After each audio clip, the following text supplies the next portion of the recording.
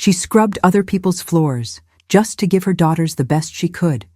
She gave up her own life so they could have one. But on her eldest daughter's graduation day, that daughter told everyone her mother was dead. Not because her mother had done something terrible, but because she was bald, plain, and poor. And the worst part, the mother found out right in the middle of the party. So now tell me, what would you do if your own child was ashamed of you? She never had much, but gave everything she had. Margaret raised her 2 daughters on her own. She lost her husband when the girls were still little, a tragedy that turned her world upside down. From that day on, she became mother, father, and everything else. She worked as a house cleaner, looked after kids during night shifts, sometimes cleaned 3 houses in a single day, always with one goal in mind, to make sure her daughters had a real chance at a better future. She didn't care what other people thought. After battling an aggressive cancer, which left her bald to this day, Margaret learned to let go of vanity. Her hands were worn, her face tired, and her lifestyle simple. She didn't wear makeup, never went to salons, and barely knew how to use a cell phone. But in her eyes, there was a strength only those who've lived with dignity can carry. Emily, the younger daughter, always saw that. She was proud of her mother. But Lauren, the older one, was different. Since her teenage years, she seemed determined to distance herself from anything that smelled like effort, simplicity, or sacrifice. She had big dreams, which wouldn't be a problem if she hadn't started feeling ashamed of her own mother. Margaret noticed, but kept it to herself. She never wanted to ask for love. She believed time would teach, that the love she gave would someday return. But then came Lauren's graduation day, and it was there, on what should have been a joyful night, that Margaret discovered just how far a child's ingratitude can go. What she saw is something she'll never forget. By the way, tell us in the comments, what city and country are you watching this video from? We love seeing how far these stories are reaching. It was a hot, stuffy afternoon in May when Margaret noticed something wasn't right. Lauren had been unusually excited these past few days. Laughing alone in her room, spending extra time browsing clothes online, constantly rehearsing speeches in front of the mirror. Graduation day was approaching. You could feel it in the air. But what Margaret didn't feel, and that's what bothered her, was any expectation of being included. She hadn't received an invitation. No card, no message, not even a real conversation about the ceremony. Every time she tried to bring it up, Lauren would dodge with vague replies. "The school hasn't finalized the tickets yet," or "Relax, Mom, everything's under control." But day by day, her daughter's excitement kept growing, just not about family. It was all about her looks, the guests, and the party afterward. Margaret watched it all in silence. She tried to convince herself she was overthinking. Maybe it was just a misunderstanding. Maybe the school really was organizing things last minute. Maybe Lauren was planning a surprise. But a mother's heart feels what logic tries to ignore. One night, as she was doing the dishes, Margaret overheard a muffled conversation in the hallway. Lauren was on the phone with someone. Her voice was bright. "It's gonna be perfect. I won't have to worry about any relatives. Just important people will be there." Margaret froze for a second, but kept scrubbing the dishes like nothing happened. She didn't want to invade her daughter's privacy. She just wanted to understand. The next morning, Lauren left early for a student council meeting. Margaret, driven by an unease she couldn't shake, stepped into her daughter's room. She wasn't trying to snoop. She just needed an answer. And she found one. Papers and envelopes were scattered across the desk. Right on top, a thick, gold-edged invitation to the graduation ceremony. Lauren's name stood out in bold. Margaret picked it up gently, like she was holding glass. She read every word, the date, the location, the seat number, and then, down at the bottom, the line, "Guests, none." Her name wasn't anywhere. She sat on the edge of the bed, the invitation resting on her lap. Her eyes burned, but she didn't cry. It was like her body already knew. Like that empty space on the invite was the final proof of something she'd long feared. Lauren didn't want her there. When Lauren came home hours later, Margaret was out in the yard, sweeping up leaves like it was just another day. Her daughter brushed past her in a hurry, only tossing out a quick, "Hey!" without even making eye contact. Margaret smiled in return, but inside, the silence was deafening. And what about you? After giving your entire life to someone, could you handle the moment they chose to erase you from the most important day of theirs? Tell us in the comments. Have you ever been left out of something you helped build? To everyone else, Lauren had a life defined by resilience. That's how she wanted to be seen. Smart, independent, emotionally strong. A young woman who had supposedly raised herself after a tragedy. But the tragedy was fiction. At school, very few people knew anything real about her family. And that was no accident. Lauren had a carefully rehearsed version of her past. She told people her parents had died when she was a child. A car accident. A rainy night. "I don't like talking about it," she'd say with a distant look and slightly misty eyes. That was usually enough to stop any questions. She knew exactly what she was doing. She told different versions of her story, depending on who was listening. To some, she claimed her parents were dead. To others, she said she was raised by distant, discreet relatives, and to others, she painted herself as the daughter of a wealthy, traditional family. She shaped her story based on what she wanted to provoke: pity, respect, admiration. Different versions for different audiences. Lauren lied as easily as breathing, adapting the truth to suit her surroundings and her goals. The image she cultivated was of someone who had overcome everything alone. The strong orphan. The girl who survived deep loss. A kind of story that earns instant respect, and one that, to her classmates, justified her reserved personality, her ambition, and her constant hunger for status. No one doubted her. Why would they? On social media, there were no family photos, no childhood memories, just perfectly curated selfies with carefully edited captions. With teachers, she was polite, admired, and private. With close friends, she'd let slip fake details of a difficult childhood. "I lived with relatives in Boston for a while. Never really felt like I belonged anywhere. That's why I value what I have today." During a rehearsal meeting for the graduation ceremony, Lauren was called to practice the speech she'd deliver on stage. Standing tall, with a confident voice, she grabbed the microphone and began. "Everything I've achieved, I earned through hard work. My parents died when I was young. Since then, I've learned to rely on myself. This school gave me more than an education. It gave me a family. And that's what makes this moment so special." The room went quiet for a few seconds. Then came the applause. Some classmates cried. Others hugged her, deeply moved. No one knew that. At that very moment, Lauren's real mother was cleaning someone else's backyard, wearing rubber gloves, thinking about how she could afford a simple dress to be present at the ceremony her daughter insisted on hiding from her. Emily, who happened to be at the school that day for an extracurricular activity, heard the end of the speech from the hallway. She recognized the voice and, curious, stepped closer to the auditorium door. She didn't need to hear much. Her sister's words hit like a punch. The reaction was instant: chills, disbelief, anger. She walked out without saying a word. On the way home, she couldn't think of anything else. Her mother, alive, present, a fighter, was being erased from her own daughter's story. Lauren wasn't just hiding the truth. She was crafting a completely different one. Emily kept it all to herself that night. Margaret didn't know a thing. She was still in the kitchen, making her eldest daughter's favorite dessert, her quiet way of celebrating, alone, the special day that was coming. Emily watched her in silence, too heartbroken to speak. But one thing had already been decided inside her. This couldn't go on. Margaret had already sensed that something was wrong. Lauren's behavior had been changing for months, maybe even years. Her daughter was growing more distant by the day, like someone slowly pulling themselves away from a past they wanted to forget. Margaret tried not to take it personally. She clung to the idea that teenagers were just like that. That time would fix things.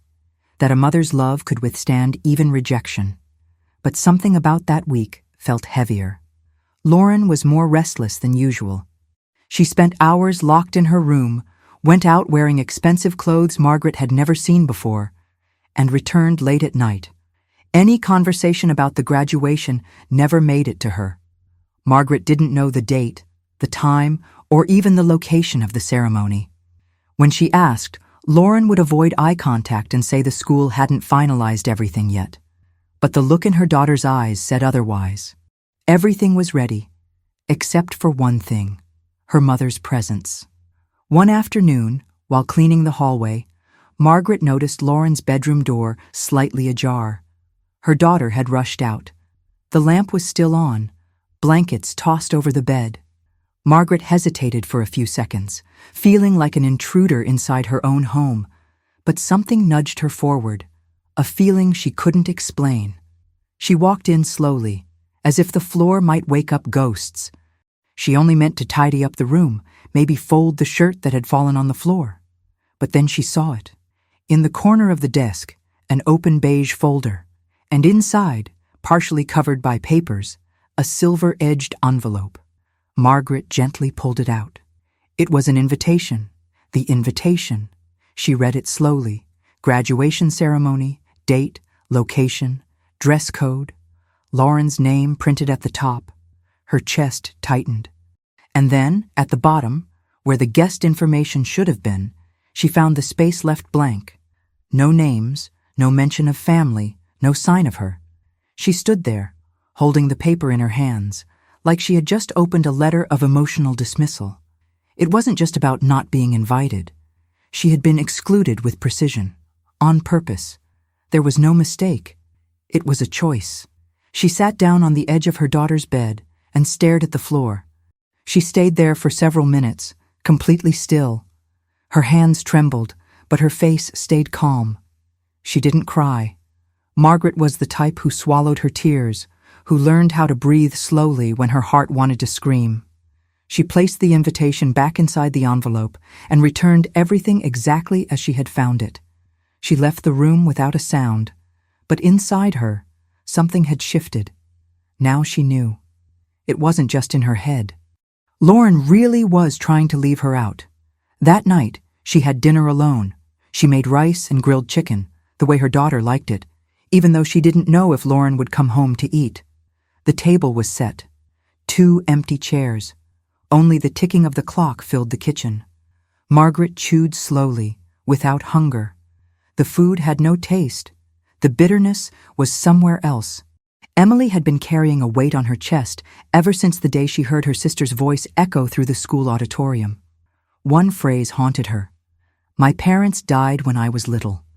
Every time she replayed those words in her mind, she felt a mix of anger, disbelief, and sorrow.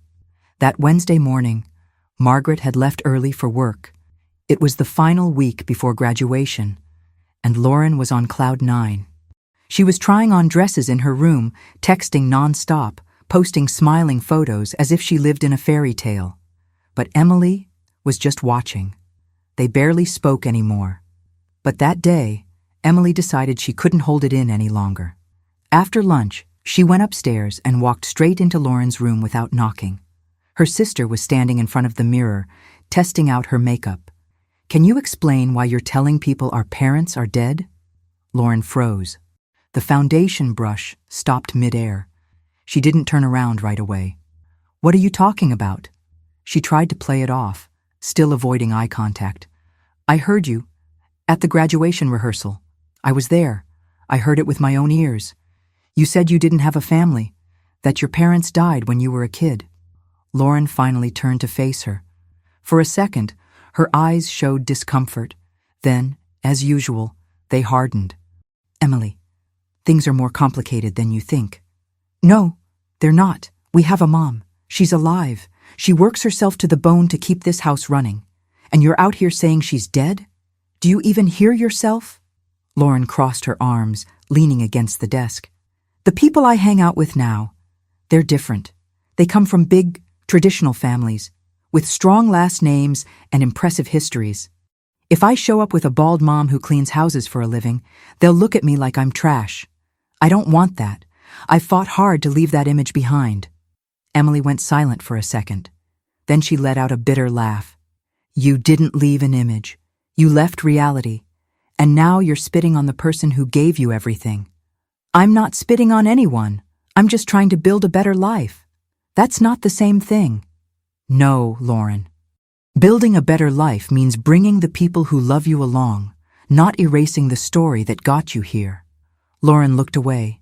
Behind the makeup, the heels, the fake confidence, was guilt. But it was quiet, masked, twisted by an ambition that no longer accepted roots. Emily stormed out, slamming the door. She went downstairs without saying another word. In the hallway, she passed an old photo of the three of them, Margaret smiling with her two little girls on her lap, sitting on the couch in the same modest home they still lived in. Emily paused for a moment. She stared at the picture and whispered to herself, "She doesn't deserve this." And in that moment, something solidified inside her. If Lauren wouldn't stop, someone would have to tell the truth. For Margaret. Have you ever felt responsible for protecting someone you love, especially when their silence felt like a cry for help? Tell us in the comments. Would you have the courage to confront your own family in the name of justice? Margaret spent the entire week with a heavy heart but a calm face. She didn't confront Lauren. She didn't ask questions. She didn't demand explanations. She already knew.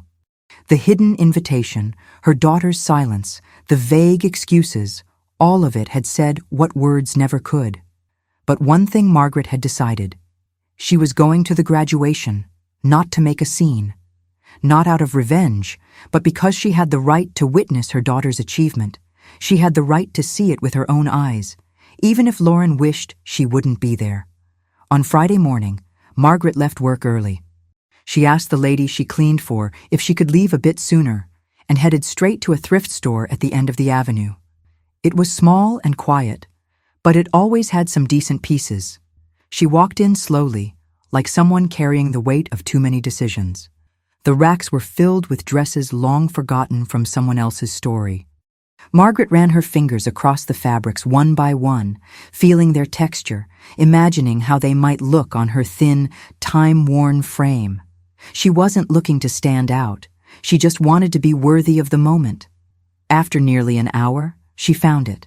A navy blue dress made of light fabric, with three-quarter sleeves and a cut that echoed the 1960s. It had delicate lace along the collar. It was simple, elegant, modest, perfect. She brought it into the fitting room with trembling hands. When she looked in the mirror, a wave of emotion washed over her. She saw herself, and yet didn't. She was still Margaret, but also Lauren's mother, the woman who had been forgotten, the woman who refused to vanish. She bought the dress and paid in carefully counted cash. As she left the store, the clerk asked if it was for a special occasion. Margaret simply smiled and replied, "Yes, a very special one." At home, she hung the dress on the closet door. She carefully steamed the wrinkles out, smoothing every fold with care. Then she reached for an old pair of shoes she'd kept since her wedding. Worn, but still sturdy. She placed them side by side, like someone preparing for a quiet ceremony. That night, Margaret barely slept. She lay staring at the ceiling for hours, imagining how it would go. She knew she'd probably have to stand in the back, that she might not even be acknowledged, that some might look at her like a stranger. Still, she would go. The next morning, while Lauren got ready in her room, laughing on the phone with friends, Margaret got dressed in the bathroom, silently. She put on a light lipstick, a bit of foundation. Then she clipped on the simple earrings Emily had given her years ago. And lastly, she tied a blue scarf around her head, the one she always wore when she needed to feel strong. She looked at herself in the mirror and, in a quiet voice, said, "I'm her mother, and I will be there." Inside the school's decorated hall, students were arriving one by one. Teachers were organizing the lineup, checking names, finalizing speeches. It was the last rehearsal before the big day. Lauren, as always, arrived flawless. Rehearsed dress, perfectly styled hair, composed posture. But it wasn't just her appearance she kept in check. She controlled the narrative, too. Outside the auditorium, a few students gathered at the entrance, chatting about who was bringing who, which families would attend, and who their guests would be. One excited girl turned to Lauren and asked, "What about yours? Who are you bringing?" Lauren paused, then forced a smile.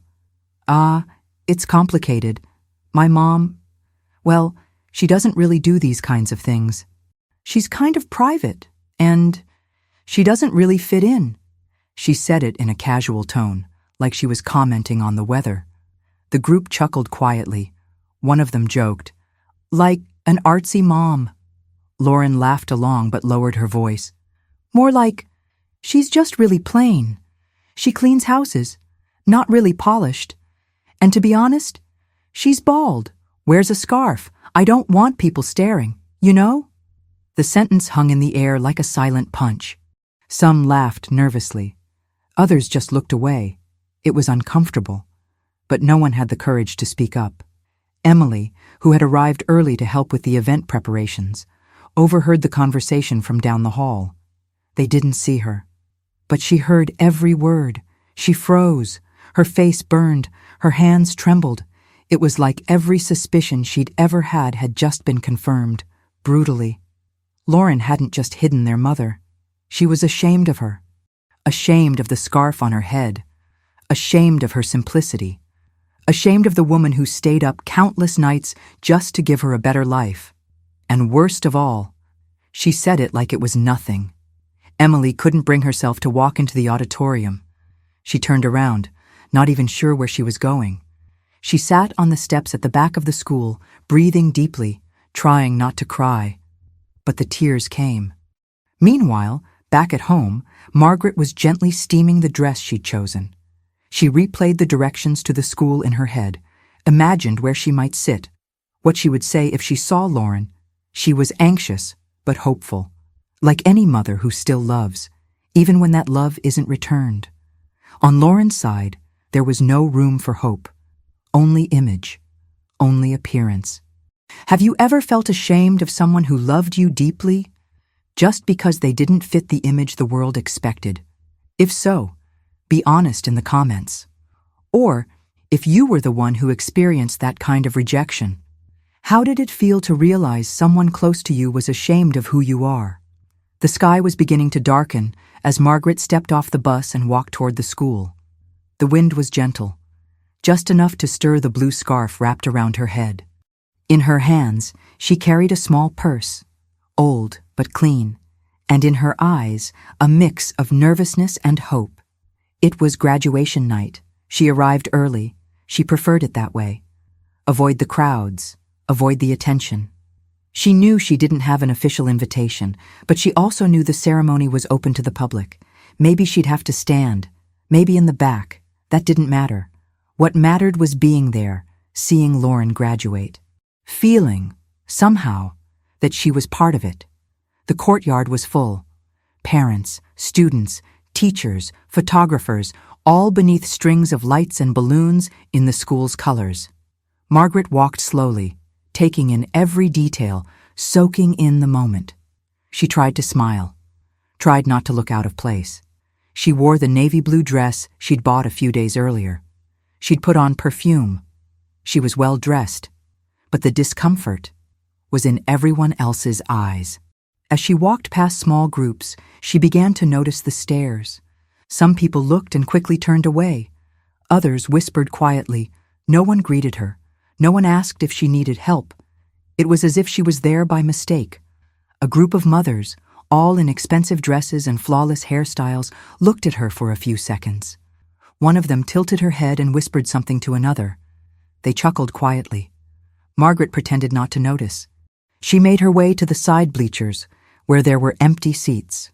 She sat in a corner, near the aisle, with a good view of the stage. The ceremony hadn't started yet. Some students were taking pictures in the center of the courtyard, surrounded by their families. And that's when she saw Lauren. Beautiful, confident, surrounded by friends, laughing, posing for photos. From a distance, Margaret recognized the dress her daughter had wanted so badly. She stayed quiet, smiled gently, but her smile wasn't returned. Lauren didn't see her, or pretended not to. Margaret remained still, her eyes locked on her daughter, until finally Lauren's gaze landed on her. For a second, their eyes met. Lauren froze. The smile disappeared.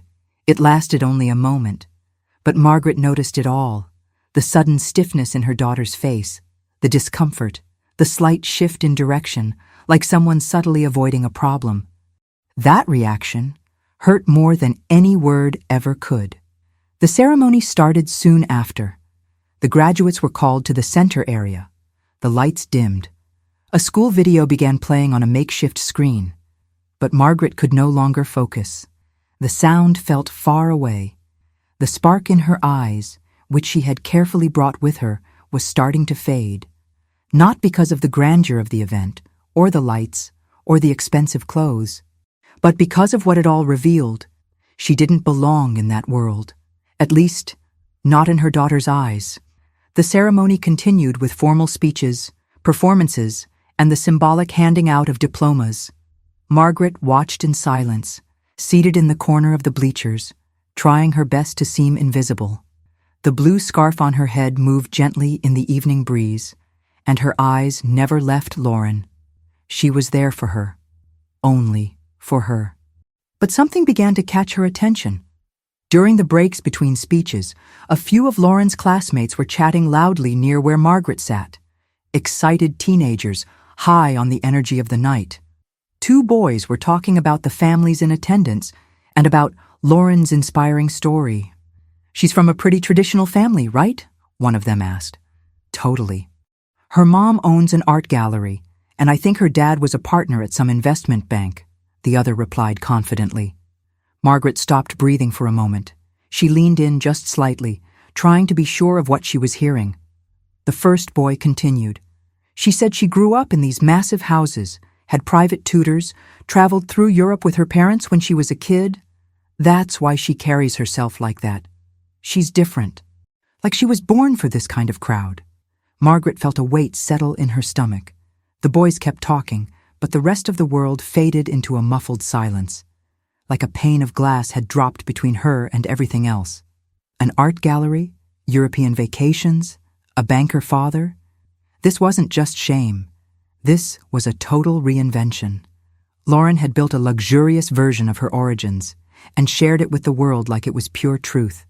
Margaret thought of the years spent sharing a mattress with her daughters in a tiny apartment, of the meals she cooked late at night, of the clothes she sewed by hand, of the struggle just to afford a decent public school.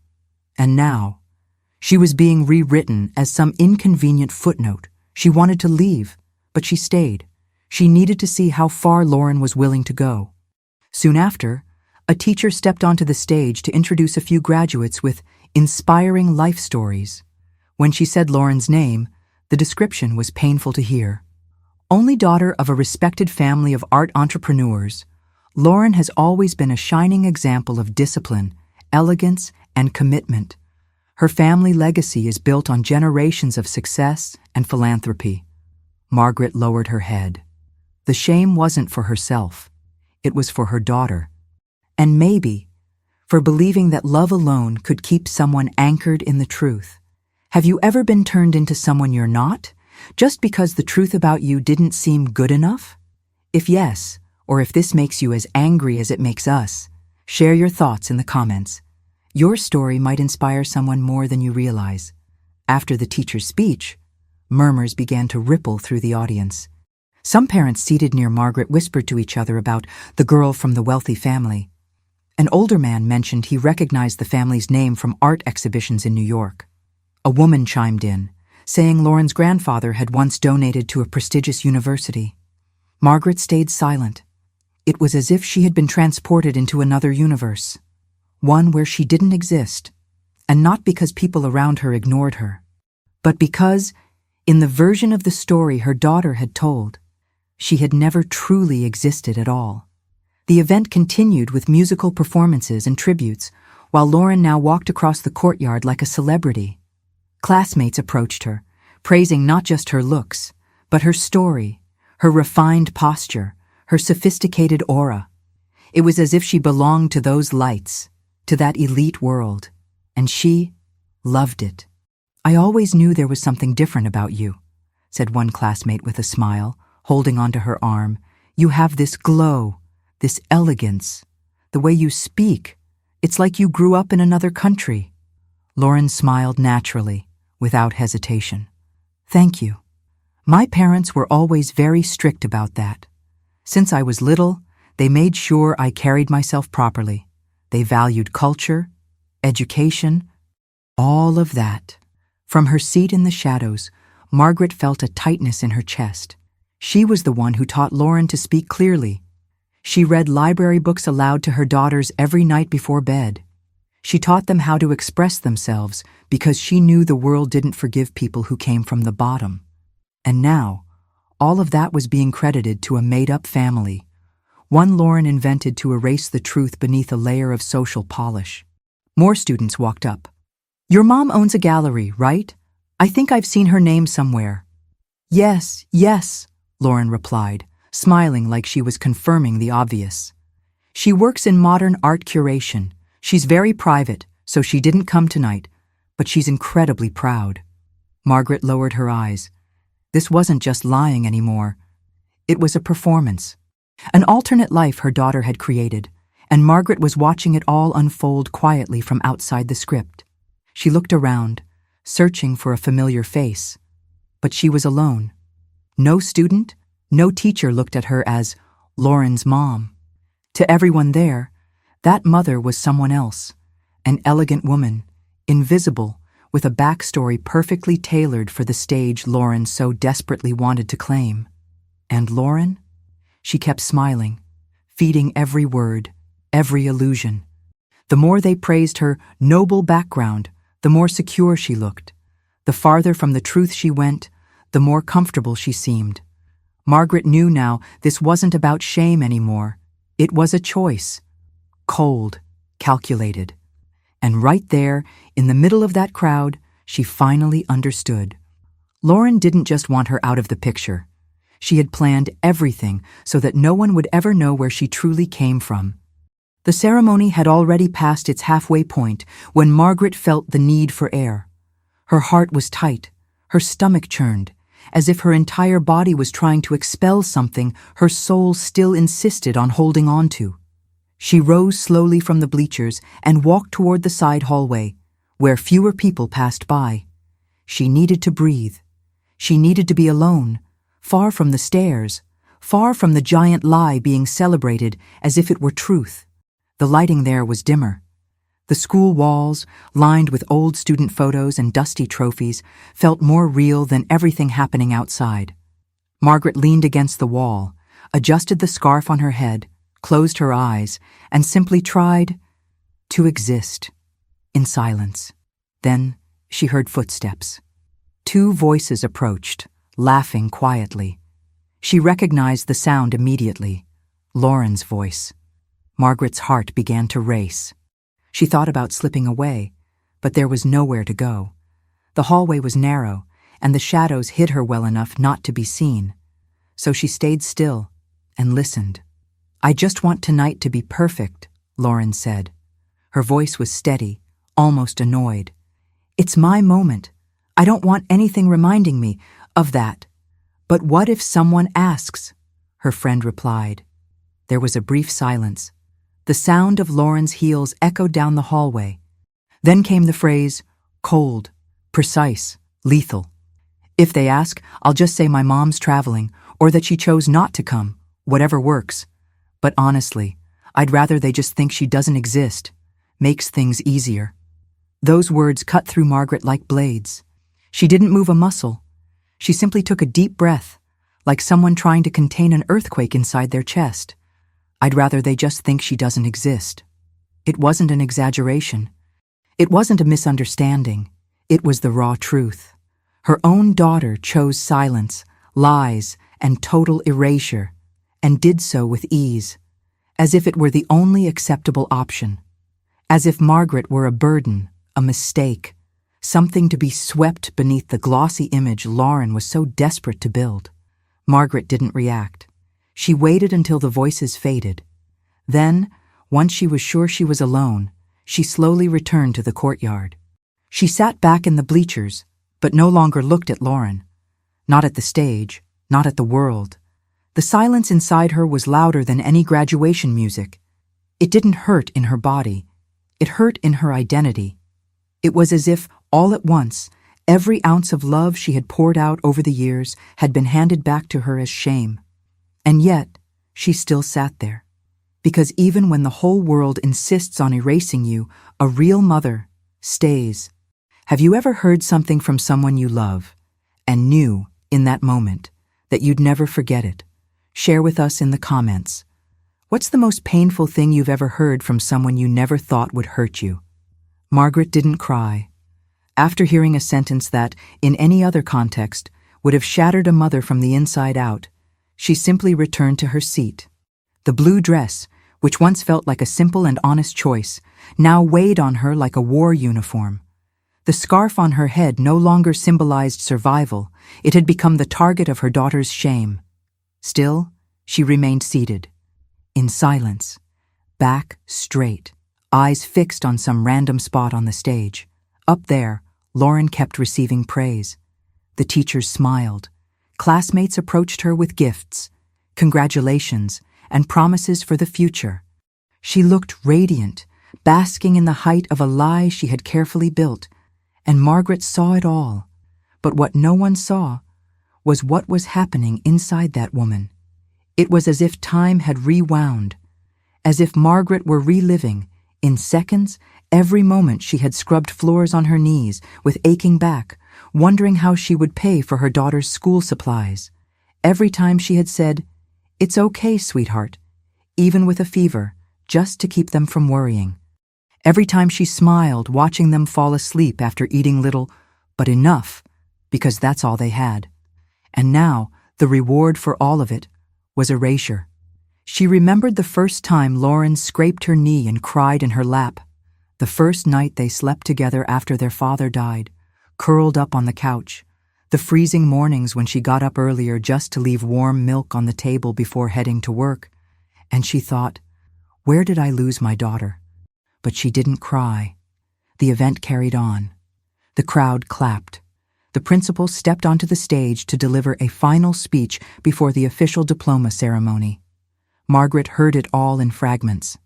It was as if her soul had shrunk into a quiet corner of her body, trying to protect itself. But at no point did she leave. She didn't get up. She didn't run. Because despite everything, she was still Lauren's mother. She was still the woman who built that entire journey, even if someone else was trying to steal the credit. Emily appeared a few minutes later, sitting beside her. She didn't say a word. She just held Margaret's hand and gently squeezed. Margaret replied with a light touch of her fingers, never taking her eyes off the stage. They understood each other in silence. By that point, Emily already knew too. She had heard enough. She had seen it all. And Margaret, holding back the tears the world didn't deserve to see, whispered a single sentence, "This is not where I break." Because deep down, she knew, when all of this was over, she would still be standing, and those who mocked the truth would soon learn the taste of consequences. Emily held her mother's hand tightly, but her chest felt like it was about to burst. She had watched Lauren smile at everyone, laugh at things that weren't hers, wear a story she never lived, and now, sitting next to Margaret, she felt her mother's pain as if it were her own. Since childhood, Emily had always understood more than people gave her credit for. She saw the sacrifices, the way Margaret made everything stretch, how she hid her own sadness just to make her daughters smile. Emily grew up watching the greatness of a woman who never needed luxury to be admirable. And now, here she was, witnessing the opposite. Watching Lauren stomp all over that legacy in high heels made of vanity. She had already heard the whispers. She already knew about the lies. But nothing prepared her for what she heard earlier. I'd rather they think she doesn't even exist. That she would never forget. "Mom," she whispered, still holding Margaret's hand. "This isn't right. Lauren, she's making it all up. She erased you. She erased you from these people's lives. Margaret took a deep breath, lowered her eyes. Her silence was a shield, but Emily didn't want a shield. She wanted fire. She wanted a reaction. You don't deserve this, Mom. You don't deserve to be treated like you're something to be ashamed of. You're the reason she's even here. Emotion started to choke her. I'm going to tell them. I'll go up on that stage and tell them who you really are. They need to know. These people need to hear the truth from someone. Margaret squeezed her daughter's hand more firmly now. She looked into her eyes, calmly. The pain was still there, but so was something deeper. Dignity.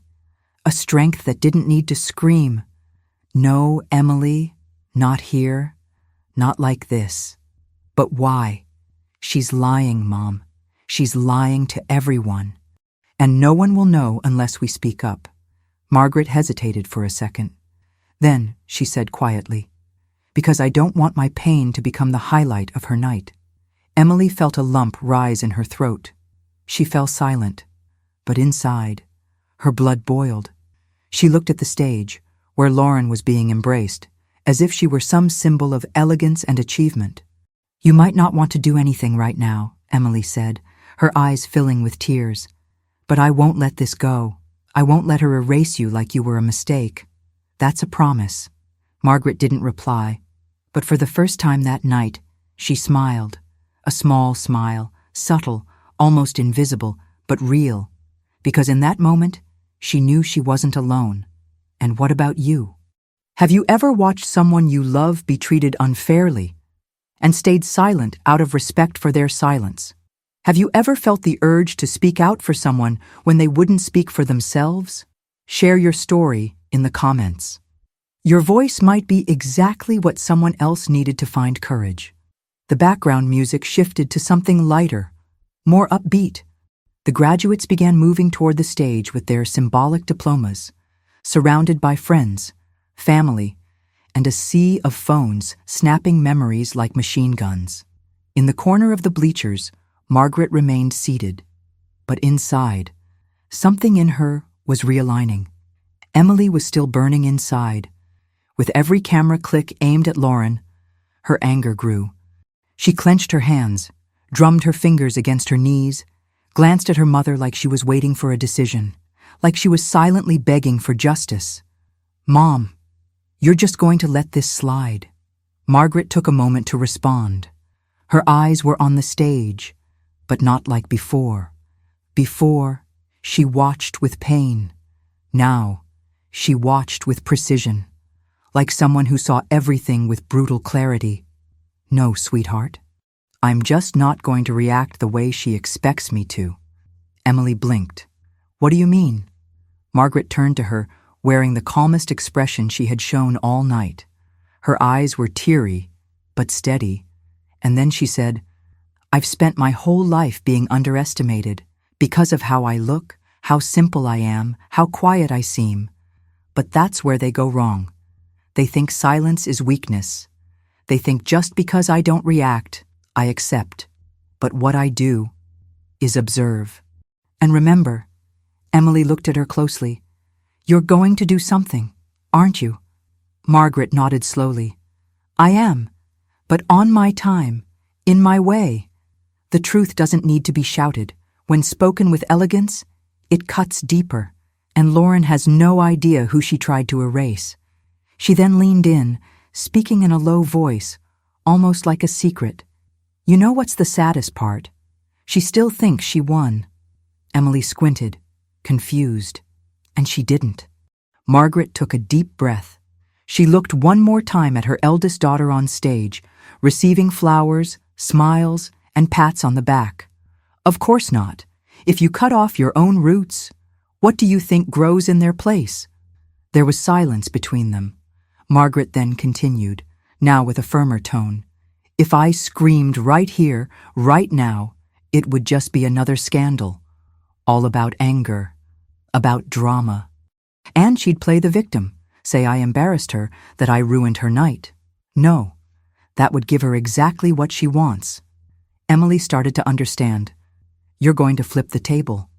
Margaret nodded, but with grace, with dignity, and in front of everyone. What she did will be seen and felt, not through hate, but through truth. She smiled, for the first time with real pleasure. A subtle smile, but full of certainty. Her day is coming. And when it does, she'll remember exactly who Margaret is.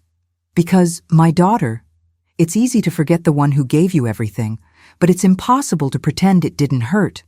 When that person finally remembers who she is, the spotlights turn toward the main stage. One of the ceremony organizers took the microphone and announced that a few students would be honored with a short speech. Those who had stood out academically, shown leadership, or contributed greatly to the school community. Among the names, of course, was Lauren's. Emily squeezed her mother's hand tightly. Margaret kept her calm gaze, but her chin trembled slightly. It wasn't fear. It was restraint. Lauren stepped onto the stage with confident strides. Her dress sparkled under the lights, and her hair was perfectly styled in soft waves, like the commercials Margaret used to watch on TV while washing dishes. There was no denying it. Lauren knew how to captivate a crowd. And in that moment, she was fully committed to sustaining the lie she had so carefully constructed. Standing before the audience and the school's elite, Lauren slipped into her most polished version of the truth. She shed the role of the orphan and embraced the heiress. She invented an ideal mother, successful, influential, admired, someone who had never existed but would impress the people she wanted to belong to. "Good evening, everyone," she began, with a sweet, calm, and carefully trained voice. "Tonight is more than a celebration. It's proof that it was all worth it. That the sacrifices, the effort, and the love from my family planted the seeds for this day to happen." The audience applauded enthusiastically. "My parents always taught me that education is the most valuable thing we can have. Since I was little, they did everything to make sure I had access to the best opportunities, even if it meant giving up so much." Emily glanced at her mother. Margaret sat completely still, staring at her daughter like someone watching a scene in a play. But this wasn't fiction. It was their life, being rewritten in real time. I had the privilege of growing up in an environment where culture and responsibility went hand in hand, where effort was quiet but constant, and today, everything I am, I owe to them. Emily felt her blood boil. Lauren continued smiling, even pretending to get emotional, a tear forming at the corner of her eye. With each word, more applause, more admiring glances. More people buying the story that she was the product of an exemplary family, of a mother who wasn't Margaret. I wouldn't be here without the support of my parents, especially my mother, who taught me never to accept less than I deserve. Thank you for everything you've done. This diploma is as much yours as it is mine." Margaret didn't clap, didn't move, because that tribute wasn't for her. It was the cruelest moment of the night, the height of denial. Lauren had created another woman to take Margaret's place, a woman who never existed, but was now being honored with applause from a crowd. Emily muttered through clenched teeth, "This is a joke." Margaret simply took a deep breath, one last time, because now she knew the time for patience was almost over. And you, have you ever watched someone get praised for something they didn't live, while the real hero was left in silence? Share it in the comments. Who is the most unjustly overlooked person you've ever seen pushed aside, like they didn't matter? The applause that followed Lauren's speech echoed like a deafening fog in Margaret's ears. She remained seated, steady, but inside, her heart was racing. Not for her daughter, but from the elegant violence of the lies she had just heard being rewarded with claps. Emily looked at her sideways, caught between outrage and heartbreak. But then, something unexpected happened. The master of ceremonies, a seasoned teacher, returned to the microphone. The audience was beginning to settle down, some gathering their belongings, others already standing to leave. But his tone cut through the air with a sudden pause. "Before we end this evening, I'd like to give a very special acknowledgement." His voice was calm, firm, but carried weight. A recognition that until now has remained invisible in tonight's celebration, yet may hold the greatest merit of all. The room froze. The murmurs stopped. Margaret felt a chill crawl up her spine. Tonight we've honored students, sons, daughters, promising young minds. But behind these achievements, there are people who often stay in the background, quiet, tireless, invisible. And when I learned of this story, I knew we couldn't end the ceremony without giving credit where it's truly due. Lauren, still on stage, forced a smile, but her eyes flickered with unease. She exchanged quick glances with a few classmates, then scanned the crowd, searching for confirmation of the fear now surfacing on her face. And then came the line, "I now invite to the stage Mrs. Margaret Taylor." Silence, the kind of silence that isn't awkward. It's powerful. The kind that carries the weight of the unexpected. Emily let out a sharp breath, her eyes wide. "Mom," he said your name. Margaret didn't move at first, as if her body couldn't believe that, after a whole evening of invisibility, someone had finally called her, publicly, officially, by her full name, as if correcting the script her daughter had rewritten. All eyes turned toward the bleachers, heads turned in sequence, like falling dominoes, searching for the woman in the modest dress, the simple scarf, the calm expression, the skin carved by years of sacrifice. Lauren froze. The color drained from her face. She tried to smile, but her lips barely moved. She knew exactly what this meant. Emily gripped her mother's hand. "Go, Mom, go, they're calling you." Margaret stood, not quickly, not dramatically, but with the strength of someone who'd spent a lifetime hearing no and walking forward anyway. Her steps were calm, firm. Her dress swayed gently. Her shoes didn't match the occasion, but they carried every inch of the dignity she needed. As she walked down the central aisle, some in the crowd whispered, unsure. Others began to clap, timidly at first, then stronger, genuine. When she reached the stage, Lauren looked at her like she'd seen a ghost. But Margaret had never been more alive. The teacher handed her the microphone with a respectful smile. "The floor is yours, Mrs. Margaret." And there, in front of everyone, she wasn't going to whisper anymore. Margaret held the microphone like someone holding something sacred. Not because it was valuable, but because she knew the weight a word carries when spoken at the right time. She didn't need to rehearse. Life had done that for her. She adjusted the scarf on her head with a slow gesture, took a deep breath, and spoke. "I don't have experience with stages. In fact, I've never liked being the center of attention. I've always preferred the background, the silence." Her voice came out steady, without a single tremble. "But tonight, it's not about whether I like it or not. It's about saying what needs to be said, not for me, but for all the women who live and die being invisible, and for every mother who gave everything and was forgotten." Some people in the audience lowered their eyes. Others looked mesmerized.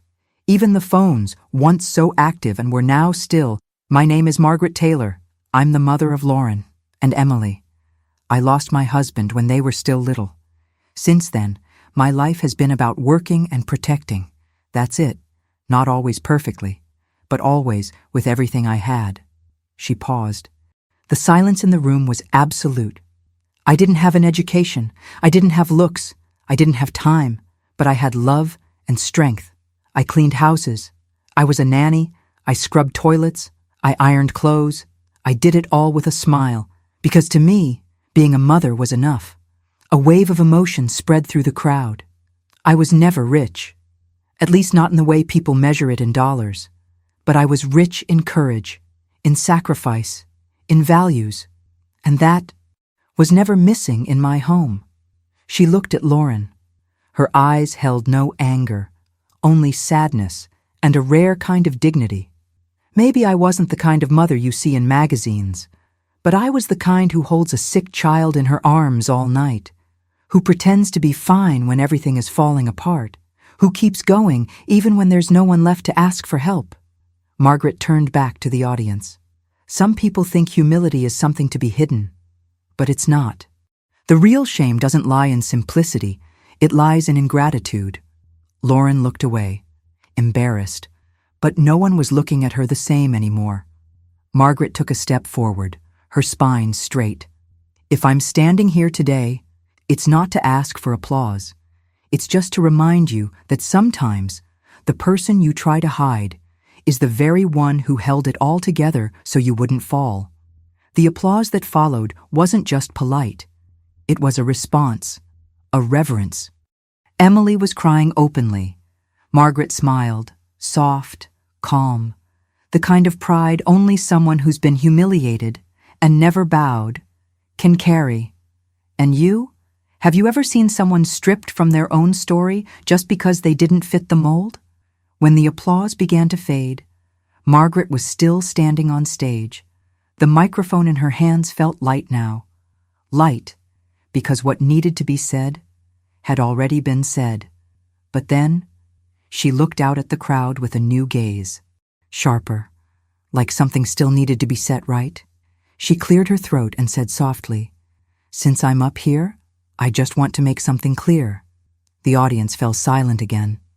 "I heard there are people who think my daughter was raised with a silver spoon, that she comes from a wealthy family, that everything you see here is the result of inheritance." She took a deep breath. "But I came from the bottom, and everything I have, I built with my own hands. I didn't inherit anything. I didn't have rich parents. What I have today came from far more than just hard work. It came from hard choices and learning how to take care of the little I had." Some faces in the crowd looked around at each other. Lauren bit her bottom lip. The discomfort was visible. Margaret continued, "When everyone thought I was just cleaning houses, I was also studying at night. I took online courses, learned about finance. While the city slept, I read about investments, passive income. It took years of failing, trying, learning. But one day, I started seeing results." Her words hung in the air like a revelation no one expected. "I saved every extra penny. I didn't buy anything unnecessary. While my daughters had new shoes, I patched up mine. And little by little, I started building something. An emergency fund. Savings. Then small investments, small properties, and finally, solid assets, all in my name, all built in silence." A collective breath rippled through the room. It was like everyone had to recalculate who they thought this woman was. Margaret adjusted the scarf on her head, like someone adjusting an invisible crown. "I never needed to look rich, and because of that, I was never afraid of losing anything. Because what I built wasn't just money. It was security, freedom, dignity." Lauren, standing at the back of the stage, looked smaller now. Leaning against a light post, her eyes avoided her mother's. She knew there was nothing left to fake. Margaret closed with, "Don't judge someone by what they wear, or by what they don't post." Silence sometimes hides an entire empire. And with that, she handed the microphone back to the MC, like she was handing off something that no longer weighed on her. She walked down from the stage in a reverent silence, not one of awkwardness, but of deep respect. Each of her steps now carried more than dignity. They carried history, truth, and something money can never buy. The courage to be yourself, even when the whole world tells you to hide. Margaret's speech was over, but its impact still hung in the air. There was no music, no announcements, no voice on the mic. The master of ceremonies tried to continue the evening, but hesitated, realizing no one was paying attention anymore. All eyes were on Margaret and on Lauren, and that's when the real show began. Margaret walked back to her seat with the same serenity she had when she climbed the stage. She didn't look like a victorious woman. She looked like a whole woman, finally whole. The scarf on her head now resembled a silent crown. Her stride, once timid, carried a different kind of lightness, as if each step was a silent, irreversible sentence. And in the center of that sea of stairs, Lauren was unraveling. Alone on stage, still dressed as the star of the night, she now stood stripped of everything that once held her up. Before, she controlled the narrative. Now, she was a prisoner of it. Her flawless makeup now only highlighted the paleness of her face. Her perfectly manicured hands trembled as she clutched the ceremony program tightly, as if trying to give her hands something, anything, to do. But there was nowhere to run. Muffled murmurs began to ripple through the crowd. Not mockery, discomfort. People unsure how to react to the slow collapse of a lie. "Liv, is this real?" whispered a mother, 3 rows in front of Margaret. "That woman? Is she really her mom?" Another replied. And she gave that whole fake speech. In the teachers' section, faces were tense. The academic coordinator, who had praised Lauren backstage, now stared at the floor, visibly embarrassed.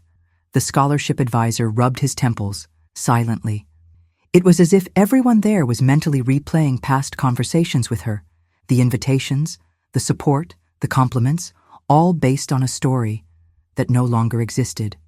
A group of girls, the same ones who had taken selfies with Lauren just hours earlier, exchanged anxious looks.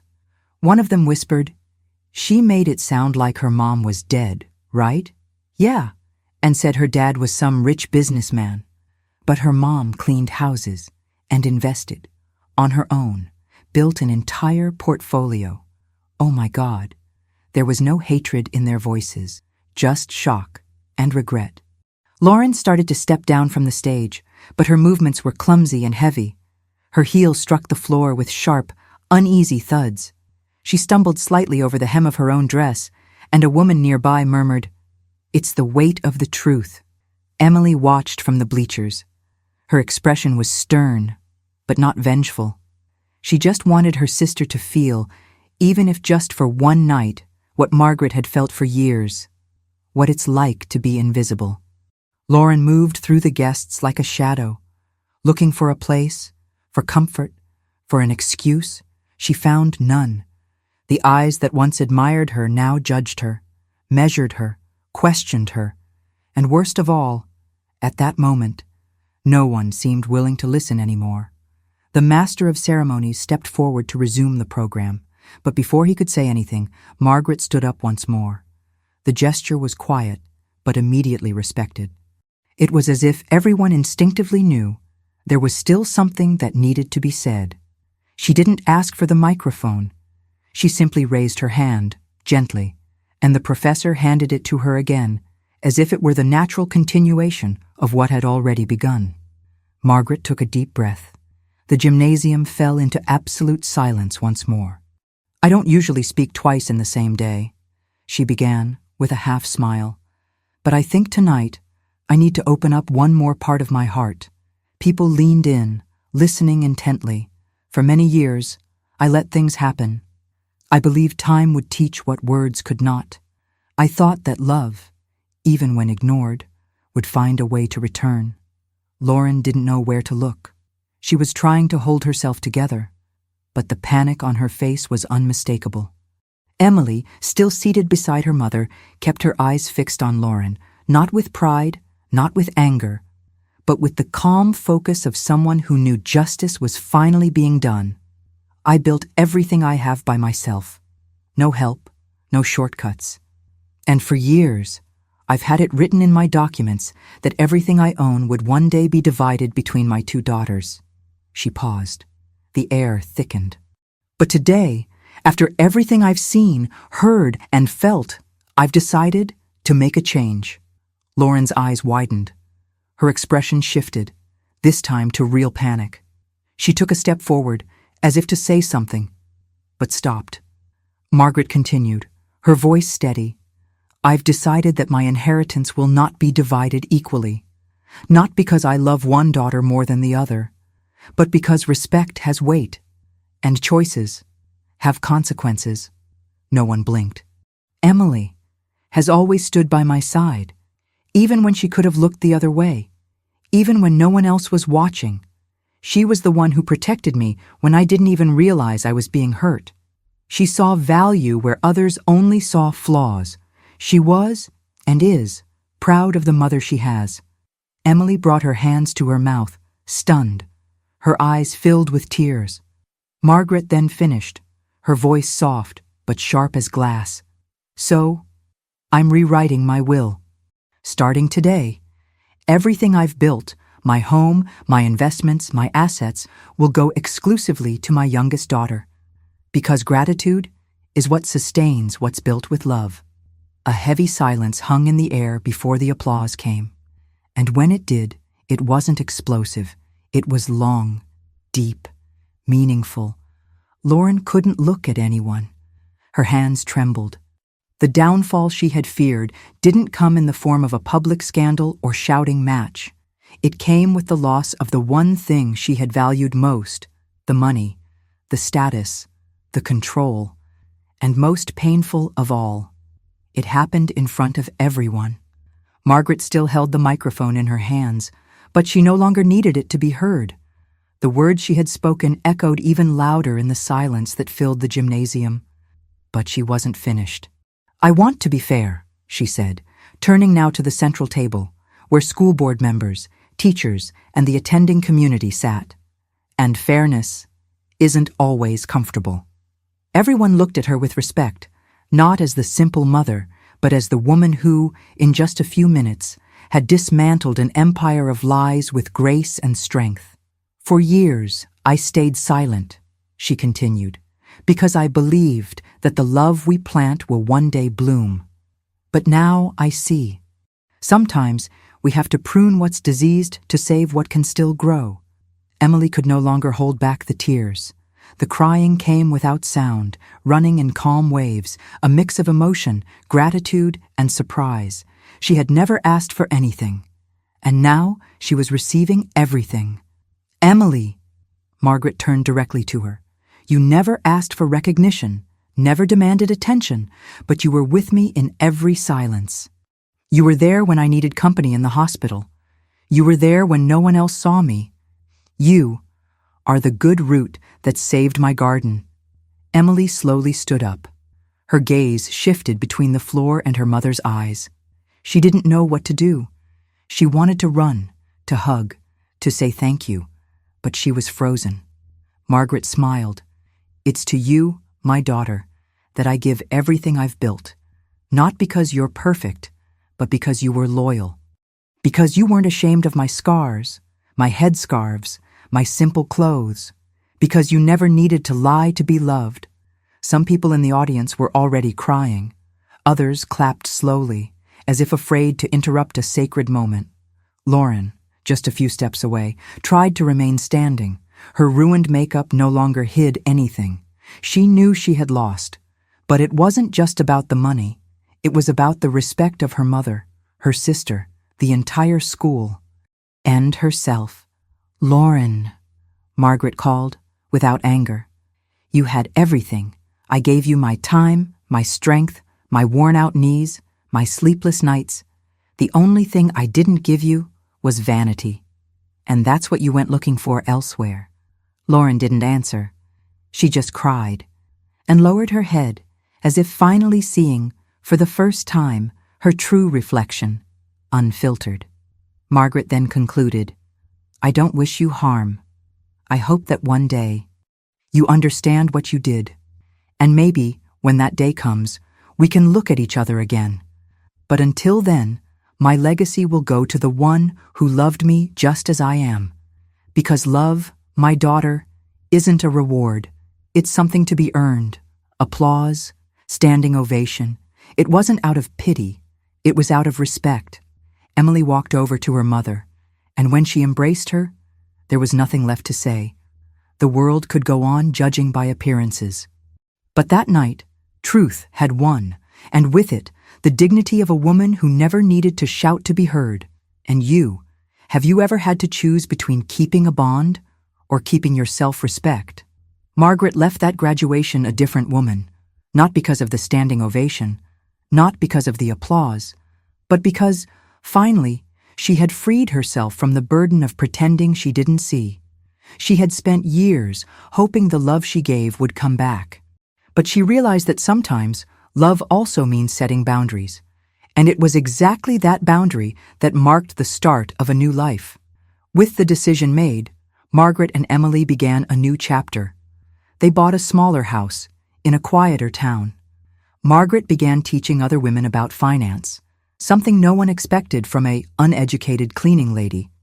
And Emily, by her side, opened a small business focused on elderly care. The two of them, finally, built something together that money can't buy: peace. And Lauren, she went on with her life, but differently. She had to face the mirror, not the makeup mirror, but the one of the soul. Only time will tell if she will change. But Margaret, she had done her part, and with honor. Because the moral of this story isn't about money. It's about who you become while chasing it. Now I ask you, are you honoring the one who truly shaped you? Or are you trying to forget your roots to seem like someone you never were? Is there someone in your life that you're ignoring out of shame? Is your appearance weighing more than your essence? Did this story move you? Then leave a comment below. What did it make you think about? And more, who do you know that needs to hear this too? Share it with them. And of course, subscribe to the channel, turn on notifications, and leave your like, because here we tell stories that aren't just to entertain, they're to awaken.